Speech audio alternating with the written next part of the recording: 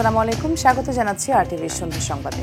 আপনাদের সাথে আছি আমরা দুজন, আমি পারভিন মিতু এবং আমি সৈয়দা সাদিয়া বেনাজির।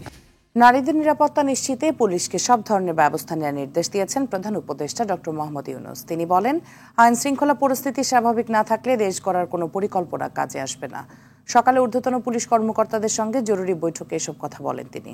প্রধান উপদেষ্টা বলেন, নির্বাচন যত কাছে আসবে ষড়যন্ত্র ততই তীব্র হবে, তাই পুলিশকে সতর্ক থাকতে হবে। রফিকুল ইসলামের রিপোর্ট। নাজুক আইন শৃঙ্খলা পরিস্থিতিতে দিক নির্দেশনা দিতে ঊর্ধ্বতন পুলিশ কর্মকর্তাদের সঙ্গে জরুরি বৈঠকে বসেন প্রধান উপদেষ্টা ডক্টর মোহাম্মদ ইউনূস। তেজগাঁওয়ে নিজ কার্যালয়ে ওই বৈঠকে স্বরাষ্ট্র উপদেষ্টা, স্বরাষ্ট্র সচিব, আইজিপি সহ ঊর্ধ্বতন কর্মকর্তারা উপস্থিত ছিলেন। অতীত নিয়ে কান্নাকাটি করার দরকার নাই। প্রধান উপদেষ্টা পুলিশ সদস্যদের সম্মুখ সারির মানুষ হিসেবে উল্লেখ করেন। তিনি বলেন, পুলিশকে অবহেলা করে দেশ গড়া সম্ভব নয়। আইন যদি না থাকলো তাহলে সরকারও কি, গণতন্ত্র কি, অধিকার কি, মানুষ নাগরিকদের কি, কিছুই থাকে না। আইনটা যদি আমরা সঠিকভাবে প্রয়োগ করতে পারি, শৃঙ্খলা যদি প্রতিষ্ঠিত করতে পারি, তাহলে যে কোনো যুদ্ধ জয় সম্ভব। অবহেলার কারণে সমাজে নারী নির্যাতন বেড়েছে বলে মন্তব্য করেন প্রধান উপদেষ্টা। নারীদের সুরক্ষা দিতে পুলিশকে কার্যকর পদক্ষেপ নেয়ার নির্দেশ দেন তিনি। এটা আমাদের রক্ষা করতে হবে, নারীদের সুরক্ষা দেওয়া, এটা একটা মস্ত বড় কাজ। এটা আমাদের অবহেলার কারণেই এটা ক্রমে সমাজের মধ্যে দ্রুত বিস্তার লাভ করেছে। আমাদের দেশের অর্ধেক মানুষ অসহায় হয়ে পড়েছে, তাদের মধ্যে দৃষ্টি দেওয়ার কেউ নাই। তার রাস্তাঘাটে চলতে গেলে ভয় লাগে, কথা বলে আপনার মেয়ে রাস্তা দিয়ে যায়, সে ভয়ে বয়ে যায়। এটা কোন ধরনের কথা? দেশে একটি যুদ্ধ অবস্থা চলছে জানিয়ে প্রধান উপদেষ্টা বলেন, এই অবস্থার সুযোগে ষড়যন্ত্রকারীরা শান্তি নষ্টের চেষ্টা করবে, তাই সবাইকে সতর্ক থাকতে হবে। আমরা একটা কন্টিনিউয়াস যুদ্ধ অবস্থার মধ্যে আছি। যারা পরাজিত শক্তি তারা সুযোগ গ্রহণ করবে, একটা উস্কিয়ে দেবে, একটা কিছু গোলমাল পাকিয়ে দেবে, এবং প্রথম নজর আসবে পুলিশের নজর। কারণ সেই যুদ্ধ ক্রমাগত তীব্রতর হবে, যতই নির্বাচন কাছে আসবে ততই তীব্রতর হবে। প্রধান উপদেষ্টা বলেন, বাংলাদেশ একটি বিশাল সম্ভাবনাময় দেশ। নতুন বাংলাদেশ গড়তে পুলিশ বাহিনীকে কার্যকর ভূমিকা রাখতে হবে। এই সম্ভাবনার যে পরিবেশ সৃষ্টি হয়েছে সেটাকে যেন আমরা হারিয়ে না ফেলি। রফিকুল ইসলাম, আরটিভি, ঢাকা। জনগণ যতক্ষণ নির্বাচিত সরকার না পাবে ততক্ষণ স্বৈরাচার বিদায় হবে না বলে মন্তব্য করেছেন বিএনপির স্থায়ী কমিটির সদস্য আমির খসরু মাহমুদ চৌধুরী। তিনি বলেন, শান্তিপূর্ণ, সহনশীল ও গণতান্ত্রিক প্রক্রিয়া প্রতিষ্ঠিত হোক, তা বিএনপি চায়, কিন্তু তা বাধাগ্রস্ত করছে অন্তর্বর্তী সরকার। অপর অনুষ্ঠানে রুহুল কবির রিজভী অভিযোগ করেন, উপদেষ্টারা ফ্যাসিবাদ বিরোধী ও জুলাই আন্দোলনের মধ্যে বিভাজন রেখা তৈরি করছেন। সাদিয়া কানেজার রিপোর্টে দেখুন বিস্তারিত। দেশে গণতান্ত্রিক প্রক্রিয়া প্রতিষ্ঠিত করার পক্ষে বিএনপি ঢাকা রিপোর্টার্স ইউনিটিতে যুগপৎ আন্দোলনের শরিক গণতান্ত্রিক বাম ঐক্য আয়োজিত আলোচনায় এ মন্তব্য করেন বিএনপি নেতা আমির খসরু। দেশ থেকে স্বৈরাচার পুরোপুরি বিদায়ের জন্য নির্বাচনের গুরুত্ব তুলে ধরেন এই বিএনপি নেতা। নির্বাচনের মাধ্যমে যে কাজটি খুব সহজভাবে জনগণের মালিকানা ফিরিয়ে দেওয়ার কথা ছিল, আমরা সেটাকে দীর্ঘায়িত করছি, বিলম্বিত করছি, এবং শুধু দীর্ঘায়িত বিলম্বিত না, এটাকে আমরা অনেকটা কমপ্লিকেটেড করছি। জনগণের ইচ্ছার প্রতিফলনের মাধ্যমে যতক্ষণ প্রতিষ্ঠিত না হবে ততক্ষণ আপনারা মনে করবেন বাংলাদেশ থেকে স্বৈরাচার বিদায় হয় না। নয়াপল্টনে মহিলা দলের বিক্ষোভ কর্মসূচিতে অংশ নেন দলের স্থায়ী কমিটির আরেক সদস্য সেলিমা রহমান। তিনি বলেন, আওয়ামী লীগ পালিয়ে গেলেও তাদের দোসররা টিকে থাকতে ষড়যন্ত্রের জাল বুনছে। যদি আইন শৃঙ্খলা না রাখতে পারেন তাহলে বাংলাদেশের অবস্থা এরকমই হবে। আজকে আমরা জানি ষড়যন্ত্রের জাল বিছানো, যেখানে এখনো ফ্যাসিস্ট সরকার দোসররা চেষ্টা করছে অস্থিতিশীলতা সৃষ্টি করার জন্য। অন্তর্বর্তী সরকারের উপদেষ্টারা ফ্যাসিবাদ বিরোধী ও জুলাই আগস্ট আন্দোলনের মধ্যে বিভাজন রেখা তৈরি করছে বলে অভিযোগ করেন দলটির জ্যেষ্ঠ যুগ্ম মহাসচিব রুহুল কবির রিজভী। উপদেষ্টা ছাত্রদেরকে বলছে, তোমরা যেভাবে তোমরা চালাচ্ছ আমাদেরকে, এইভাবে 5 বছর চললে পরে দেশ আরো সুন্দর। তারপরে নির্বাচনের দরকার নেই, গণতন্ত্রের যে নিশ্চয়তাগুলো আছে, আপনার আইনের শাসন, ন্যায় বিচার, আদালতের ন্যায় বিচার এবং সংবাদপত্রের স্বাধীনতা, এগুলো তো গণতন্ত্রের উপাদান। এই গণতন্ত্রের উপাদানগুলো কি ধ্বংস হয়ে যাবে? সব ষড়যন্ত্র রুখে দিতে অন্তর্বর্তী সরকারকে উদ্যোগ নেওয়ার আহ্বান জানান বিএনপি নেতারা। সাদিয়া কানিজ, RTV, ঢাকা। দেশের বিরুদ্ধে, দেশের সার্বভৌমত্বের বিরুদ্ধে, জাতীয়তাবাদী রাজনীতির বিরুদ্ধে ষড়যন্ত্র চলছে, এমন মন্তব্য করে বিএনপির ভারপ্রাপ্ত চেয়ারম্যান তারেক রহমান বলেছেন, ঐক্যবদ্ধ থাকলে ষড়যন্ত্র সফল হবে না। যখনই জনগণের বেশি সমর্থন পাওয়ার সম্ভাবনা সৃষ্টি হয়েছে তখনই বিএনপিকে মিডিয়া ট্রায়ালের মুখোমুখি করা হচ্ছে বলেও মন্তব্য করেন তারেক রহমান। জাহিদ রহমানের রিপোর্টে জানাচ্ছেন নাজিব ফরাইজি।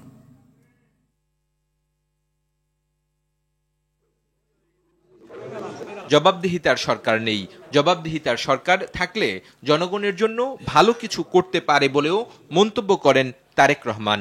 বাংলাদেশ জাতীয়তাবাদী দলই আগামী দিনে কি ভাবে দেশকে সামনে এগিয়ে নিতে পারে তার একটি সঠিক দিক নির্দেশনা বা একটি সঠিক ডাইরেকশন একমাত্র বিএনপি দিয়েছে। আর কি কোনো রাজনৈতিক দল দিয়েছে? আর তো কোনো রাজনৈতিক দল দেয়নি। তারা বক্তৃতা, বিবৃতি, বিভিন্ন কথাবার্তার মধ্যে তারা আছে। বিএনপি রাজনীতি করে জনগণের জন্য, এজন্য রাষ্ট্র মেরামতে বিএনপি 31 দফা দিয়েছে বলেও জানান তিনি। বাংলাদেশের অস্তিত্ব, সার্বভৌমত্ব, গণতন্ত্রের ভিত্তি, গণতন্ত্র, জাতীয়তাবাদী শক্তি, সকল কিছুর বিরুদ্ধে এরকম একটি ষড়যন্ত্র ধীরে ধীরে গড়ে উঠছে। আপনারা যারা অ্যাক্টিভিস্ট আছেন নিশ্চয়ই আপনারা এটি অনুধাবন করছেন। আগামী দিনে সবাইকে ঐক্যবদ্ধ থাকার আহ্বান জানান বিএনপির ভারপ্রাপ্ত চেয়ারম্যান তারেক রহমান।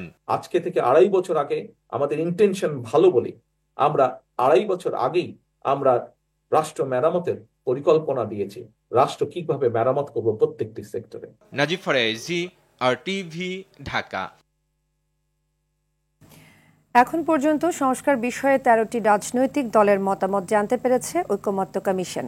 সকালে জাতীয় সংসদ ভবনে ঐকমত্য কমিশনে 2টি রাজনৈতিক দলের মতামত নিয়ে একথা বলেন ঐকমত্য কমিশনের সহ সভাপতি আলী রিয়াজ। ঐকমত্য কমিশনের কাছে 18টি রাজনৈতিক দল মতামত জমা দিতে সময় চেয়েছে বলেও জানান আলী রিয়াজ। 166টি প্রস্তাবের মধ্যে 108টি বিষয়ে একমত, 26টি বিষয়ে আংশিক একমত ও 32টি বিষয়ে একমত না বলে জানিয়েছে এবি পার্টি। এছাড়া নাগরিক ঐক্য তাদের মতামত জাতীয় ঐকমত্য কমিশনের হাতে তুলে দেয়।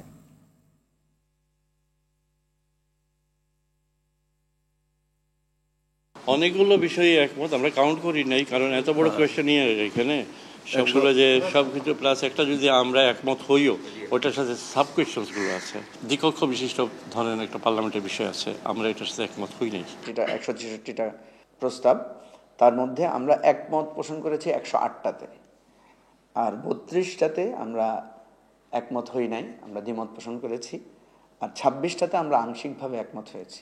সব মিলে আমরা 13টি রাজনৈতিক দলের কাছ থেকে তাদের মতামত জানতে পেরেছি। 18টি রাজনৈতিক সংগঠনের কাছ থেকে যেটা জানতে পেরেছি যে তারা অনুরোধ করেছেন যেন আরেকটু সময় দেওয়া হয়। আমরা মতামতগুলো পাবার পরে সেগুলো পড়ব, পর্যালোচনা করব যে কোন কোন বিষয়ে তারা একমত হয়েছে এবং তারই ভিত্তিতে আলোচনা আমরা করব। প্রবাসীদের ভোটের আওতায় আনতে মন্দের ভালো খুঁজে বের করতে হবে। বড় পরিসরে প্রবাসীদের ভোট নিশ্চিত করতে প্রক্সি ছাড়া বিকল্প নেই বলে মন্তব্য করেছেন নির্বাচন কমিশনার অবসরপ্রাপ্ত ব্রিগেডিয়ার জেনারেল আবুল ফজল মোহাম্মদ সানাউল্লাহ। সোমবার নির্বাচন ভবনে ইসলামী সহযোগিতা সংস্থাভুক্ত ওআইসির 19 দেশের বাংলাদেশ মিশন প্রধানদের কাছে ত্রয়োদশ জাতীয় সংসদ নির্বাচনের প্রস্তুতি অবহিত করতে বৈঠক করে নির্বাচন কমিশন। বৈঠক শেষে নির্বাচন কমিশনার বলেন, প্রস্তাবিত পোস্টাল ব্যালট, অনলাইন ভোটিং এবং প্রক্সি ভোটিং এর মধ্যে প্রক্সি ভোটিং ছাড়া বিকল্প নেই। বর্তমান কার্যক্রম নিয়ে আলোচনা হয়েছে। এছাড়া বিভিন্ন প্রস্তুতি নিয়ে কথা হয়েছে ওআইসির মিশন প্রধানদের সাথে।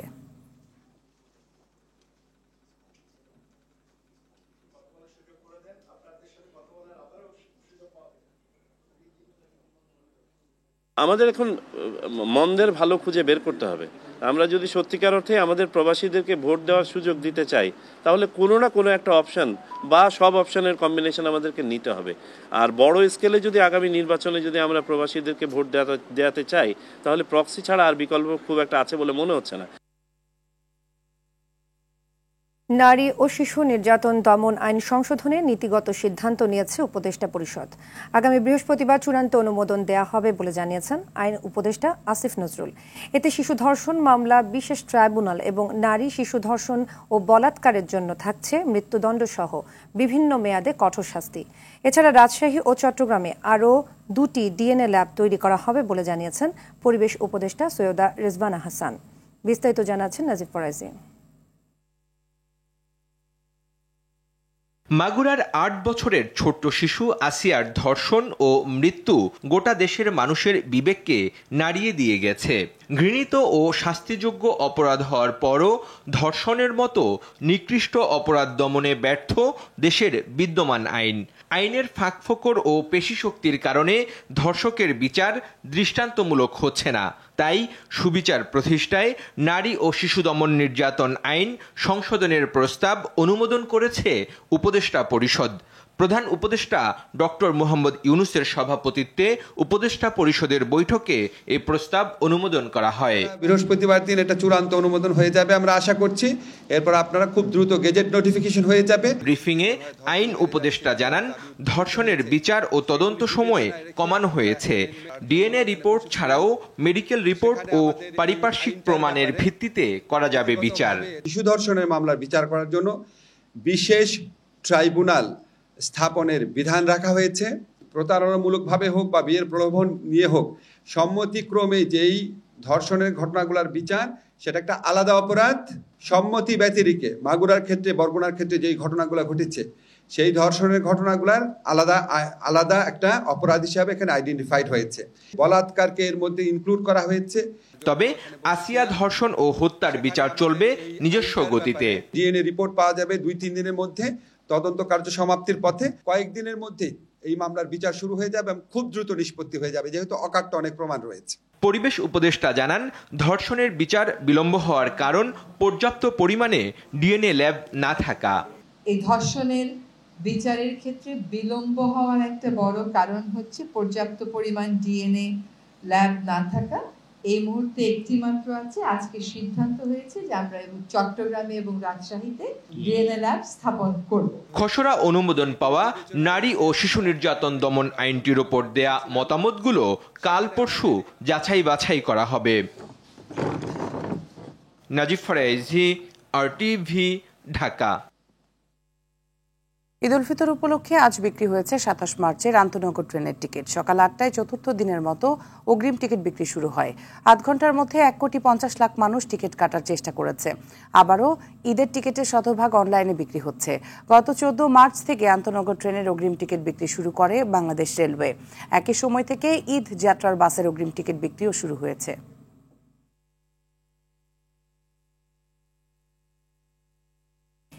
ঈদ যাত্রায় সড়কে ডাকাতি, ছিনতাই ও দুর্ঘটনা রোধে জরুরি পদক্ষেপ চায় যাত্রী কল্যাণ সমিতি। দুপুরে ঢাকা রিপোর্টার্স ইউনিটিতে সংবাদ সম্মেলনে ঈদ যাত্রায় ফিটনেসবিহীন যানবাহন চলাচল বন্ধ, মোটরসাইকেলে মানসম্মত হেলমেট ব্যবহার, সড়কে ডাকাতি, ছিনতাই বন্ধ সহ 7 দফা সুপারিশ করা হয়।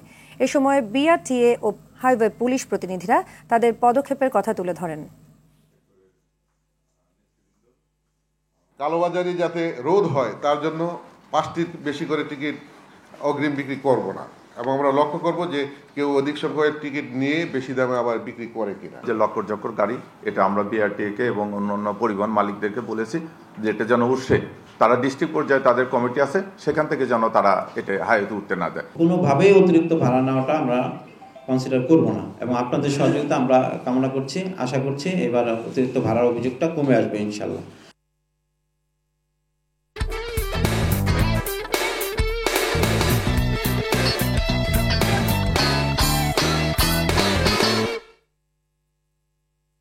অবশেষে অপেক্ষার প্রহর শেষ হলো বাংলাদেশ ফুটবলের। দেশের মাটিতে পা রাখলেন হামজা চৌধুরী। দুপুরে সিলেট ওসমানী আন্তর্জাতিক বিমানবন্দরে এসেই জানালেন ভালো কিছু করতে চান ভারতের বিপক্ষে। এ সময় উৎসব মুখর পরিবেশে রূপ নেয় বিমানবন্দর এলাকা। বিস্তারিত রাফি আমিনের রিপোর্টে। এ যেন দীর্ঘ অপেক্ষার অবসান। দেখা মিলল দেশের ফুটবলে নতুন এক সকালের। কারণ বাংলার মাটিতে পা রেখেছেন ইংলিশ প্রিমিয়ার লিগের বাংলাদেশি বংশোদ্ভূত ফুটবলার হামজা চৌধুরী। হামজাকে বরণে এদিন সকাল থেকেই সিলেট ওসমানী আন্তর্জাতিক বিমানবন্দরে জড়ো হতে থাকে ভক্ত ও সমর্থকরা। অবশেষে ক্যামেরায় ধরা দিলেন হামজা, জানালেন নিজের অনুভূতির কথা, সাথে হুঙ্কার দিয়ে রাখলেন প্রতিপক্ষ ভারতকে।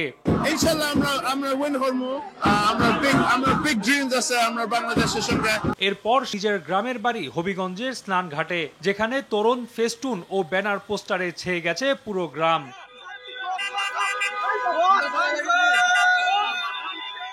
নিজ বাড়িতে বিশ্রাম নিয়ে মঙ্গলবার আসবেন ঢাকায়, যোগ দিবেন টিম হোটেলে। আমরা বাংলাদেশের সঙ্গে, আমি কোচ হাভিয়ার সঙ্গে ম্যাচি বুতা, আর ইনশাআল্লাহ আমরা উইন করে প্রোগ্রেস করতে পারবো। অত ভালো লাগতেছে, মাই হার্ট ইজ ফুল। এরপর 20 তারিখ জামাল ভুঁইয়াদের সাথে ভারতের উদ্দেশ্যে দেশ ত্যাগ করবেন। সবকিছু ঠিক থাকলে 25 তারিখ জওহরলাল নেহেরু স্টেডিয়ামে লাল সবুজ জার্সি জড়িয়ে অভিষেক হবে 27 বছর বয়সী এই ফুটবলারের। রাফি আমিন, RTV। করোনা ভাইরাসের টিকা কেনায় 22,000 কোটি টাকা আত্মসাতের অভিযোগে বেক্সিমকো ফার্মার বিরুদ্ধে অনুসন্ধান শুরু করেছে দুদক।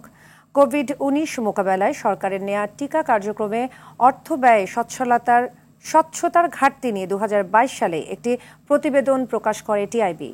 টিকা কার্যক্রমে সরকারি হিসেব এবং টিআইবির হিসেবের মধ্যে প্রায় 22,000 কোটি টাকা গরমিল দেখা যায়। সরকার জানিয়েছিল কোভিড-19 টিকা ক্রয় এবং বিতরণের ক্ষেত্রে 40,000 কোটি টাকা খরচ হয়েছে। টিআইবি দেখিয়েছে এই খরচ সর্বোচ্চ 18,000 কোটি টাকার বেশি হওয়ার কথা নয়। রাজনৈতিক পট পরিবর্তনের পর বিষয়টি আমলে নিয়ে দুদক বেক্সিমকো ফার্মার বিরুদ্ধে অনুসন্ধানের সিদ্ধান্ত নেয়। তৃতীয় দফায় পিছিয়ে গেল পিলখানা হত্যাকাণ্ডের বিস্ফোরক মামলায় 239 জনের জামিনের আদেশ। এ সময় আগামী 10 এপ্রিল জামিন শুনানির আদেশ ও সাক্ষ্য গ্রহণের দিন ধার্য করেছেন আদালত। সোমবার বিকেলে জামিন শুনানির আদেশের জন্য এদিন ধার্য করেন ঢাকার বিশেষ ট্রাইব্যুনাল 2-এর বিচারক মোহাম্মদ ইব্রাহিম মিয়া। এ সময় বারবার জামিন আদেশ পিছিয়ে যাওয়ার কারণ হিসেবে ঢাকার বিশেষ জজ আদালত 2-এর chief public prosecutor Mohammad Borhanuddin বলেন, 239 জনের মধ্যে 150 জনের বেশি আসামির জামিনের আবেদন ডাবল পড়েছে। এছাড়া মৃত্যুদণ্ডপ্রাপ্ত যাবজ্জীবন সাজাপ্রাপ্ত আসামিদের জামিন চাওয়ায় মামলার নথিপত্র যাচাই বাছাই করতে বেগ পোহাতে হচ্ছে আদালতের। আগামীকাল উদ্বোধন হতে যাচ্ছে যমুনা নদীর ওপর নির্মিত দেশের দীর্ঘতম রেল সেতুর। অনুষ্ঠানে প্রধান অতিথি হিসেবে উপস্থিত থাকবেন রেলপথ মন্ত্রণালয়ের সচিব মোহাম্মদ ফাহিমুল ইসলাম। সকাল 10টায় টাঙ্গাইলের যমুনার রেল সেতুর পূর্ব প্রান্তে ইব্রাহিমাবাদ রেল স্টেশন প্রাঙ্গণে নবনির্মিত রেল সেতুটির উদ্বোধন করা হবে। উদ্বোধনী যাত্রায় ইব্রাহিমাবাদ স্টেশন থেকে বেলা 11টায় অতিথি ও সংশ্লিষ্টরা পশ্চিম প্রান্তে সিরাজগঞ্জের সায়দাবাদ রেল স্টেশনে যাবেন। 2021 সালের মার্চে 16,780 কোটি 96 লাখ টাকা ব্যয়ে 4.8 কিলোমিটার রেল সেতুর নির্মাণ কাজ শুরু হয়েছিল। মিয়ানমারের মান্দালয় প্রদেশে সরকার সমর্থিত সেনাদের বিমান হামলায় 27 জন নিহত হয়েছে। আহত হয়েছে অন্তত 30 জন। রয়টার্স জানায়, শনিবার প্রদেশের সিঙ্গু শহরে রাত 3টার দিকে বিদ্রোহীদের ঘাঁটি লক্ষ্য করে হামলা চালানো হয়। বিমান থেকে ছোড়া বোমার আঘাতে অন্তত 10টি বাড়ি ধ্বংস হয়েছে। কয়েক দশক ধরে স্বায়ত্তশাসনের জন্য লড়াই করে আসা মিয়ানমারের সশস্ত্র গোষ্ঠী পিপলস ডিফেন্স ফোর্স ও সংখ্যালঘু গেরিলা গোষ্ঠীগুলোর বিরুদ্ধে বিমান হামলা বৃদ্ধি করেছে সরকার। দেশটিতে বিভিন্ন সময় জান্তা সৈন্যদের বিরুদ্ধে অভিযান পরিচালনা করেছে বিদ্রোহীরা। 2021 সালে ক্ষমতায় নেওয়ার পর থেকে সেনাবাহিনীর হামলায় এখন পর্যন্ত দেশটির প্রায় 2,224 জন বেসামরিক নাগরিক নিহত হয়েছে। সন্ধ্যা সংবাদ এ পর্যন্তই। রাতের সংবাদ 11:15 দেখার আমন্ত্রণ রইল। ধন্যবাদ সবাইকে। ধন্যবাদ।